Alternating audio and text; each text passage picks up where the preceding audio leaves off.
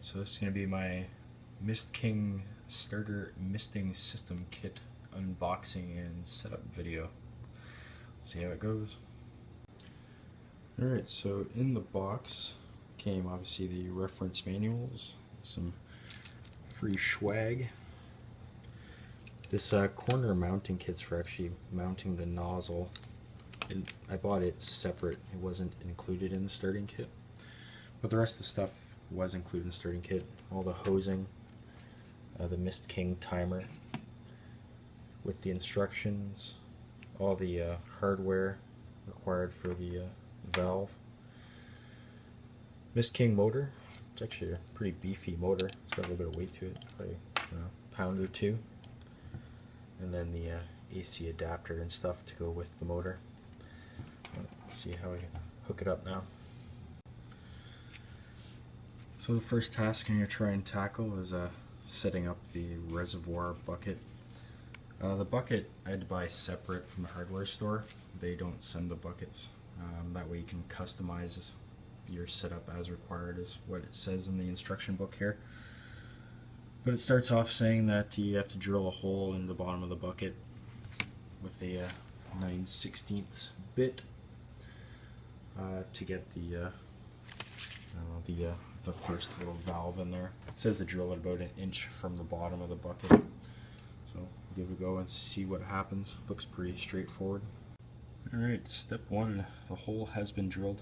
Yeah, I guess I forgot to mention I also spent the extra $2 for the food grade plastic. Figured if I'm gonna invest in a high quality misting system, I might as well make it a food grade plastic bucket for the chameleon as well. Well, let's see how the valve inserts now. So I'm trying to work the bulkhead in, which is what I guess this piece is called according to the book. There's a little rubber O-ring that you slip onto it, then push it up tight against the plastic there. The 9/16 hole, it says it is pretty tight, and yeah, it is in fact pretty tight. It's going to take a little bit of work. I'm going to have to kind of screw it in there and try not to wreck the threads on it. Yeah, and then just the next piece here screws on the inside to hold the gasket here tight up against the plastic. And here's the final assembly of the piece on the inside. Just screws on. It is pretty snug fit. And I'll just get a wrench. Just screw it on there.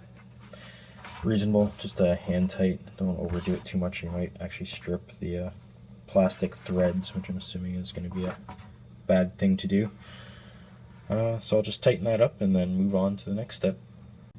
Alright, so I cranked that piece on there, and yeah, it definitely doesn't take too much force, and it'll jump the threads pretty easily if you try to over crank it a little bit.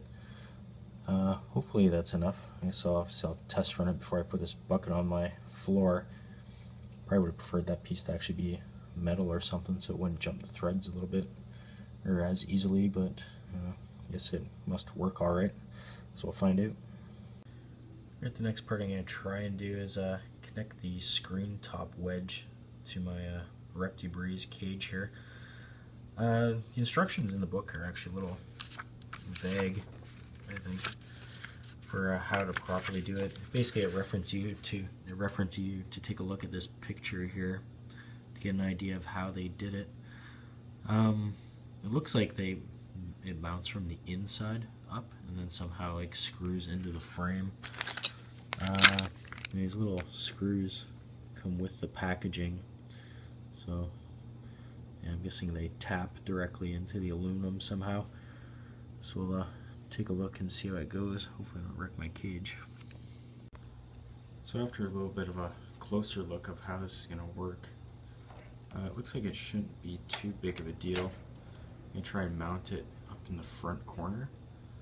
And then the screws are like a metal, like self-tapping screws. So it shouldn't be too big of a deal, I think, just to kind of screw it in there. I can't imagine it'd be too much force to try and push the screw in there to get it started. I'm going to try and mount mine in the front of the cage. It's like a corner mount, so it kind of like points obviously in a direction.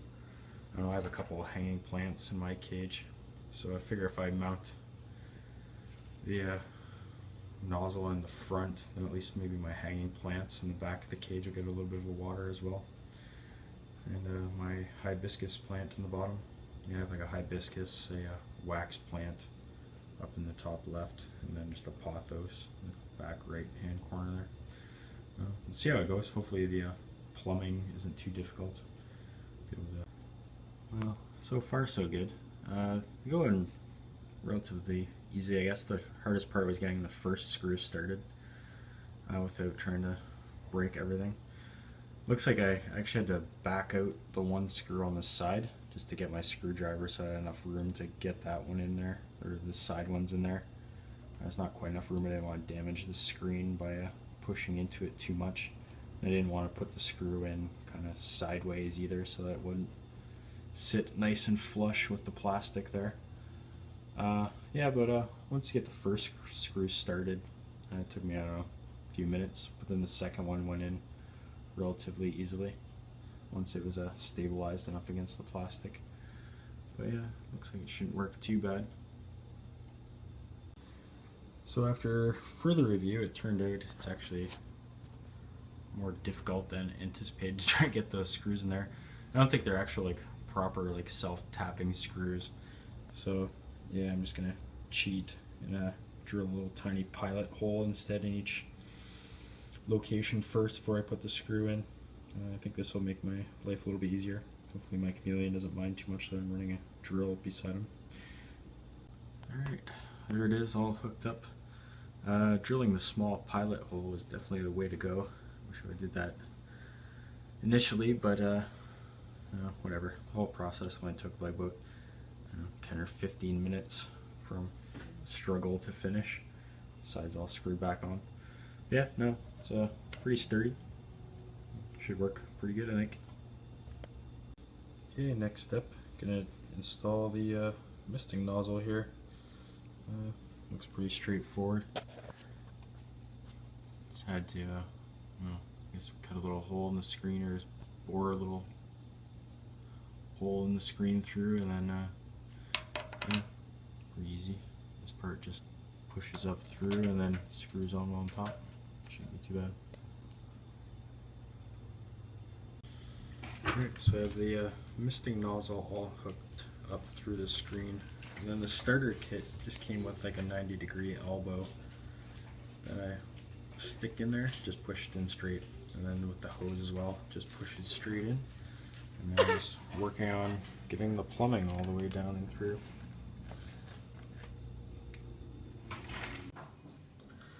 Well, I'm definitely glad I test ran the bulkhead nozzle here for the reservoir. Definitely leaked a little bit when I first put some water in.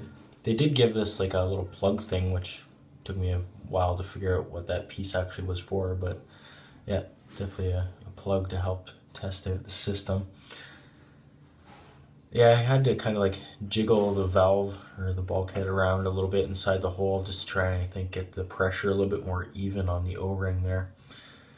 But yeah, you can't really crank on the nut too tightly because it starts to skip threads if you try to put more pressure on it. Like I said before, I think it would have been better if this would have been like a metal threaded piece that the nut could screw onto, so you could really get a nice little bit of fair amount of pressure on there to keep that O-ring nice and tight up against the side of the bucket. It was definitely leaking in between the O-ring and everything initially, but I don't know, it seems to be okay for now, but not totally sold that it's not going to leak at all in the future. I might put like a pan or something underneath the bucket just in case. Well, just hoping for the best. Seems secure enough for now. I don't see any more leaking, so hopefully it's fine. Alright, so I have the hose connected up to the pump now. I just left the hose the original length as what it came in the box. You can see I just kind of ran it all the way to the top. I haven't really plumbed it all up nice or tied it all up nice yet. But yeah, I'll work on that later on. The only piece I did cut off was the piece that they said to cut from between the reservoir and the pump, they said did not make it much more than 1 to 2 feet in length for like priming purposes. They also mention a few times in the book to make sure that the pump is not elevated above the reservoir for priming purposes as well, which is pretty funny because I've watched a couple YouTube videos of a MistKing in action, and a couple of guys clearly had it wrong and didn't read the manual, which is pretty funny because they actually make a special point of making sure you read the manual even if you don't like reading manuals. So it's funny to see a couple of the other people's setups that actually didn't even bother to read the manual even after they warned them to. But anyways, we'll test run it now and see what happens. Well, I guess the pump is all plugged into the timer in the back there. I have the MistKing timer that came for the pump, and then my other timer is for my lighting. There is like basically an on-off switch on the timer as well, as plus the 8 pre-programmed settings that you can do. I programmed mine to run twice a day, once in the morning and then once in the evening. Well, looks like it's working.